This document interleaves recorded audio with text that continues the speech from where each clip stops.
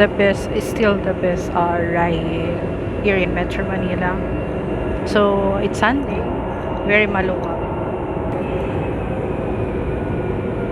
Yun, may gawin dyan, may gawin station. Maluwag siya. Nakakabit na rin magbabakas ng pintuan. So ayan, may mauupuan pa. This is GMA Kamuning Station. This is my fourth or fifth ride after the pandemic. Kasi bihira lang ako lumalabas.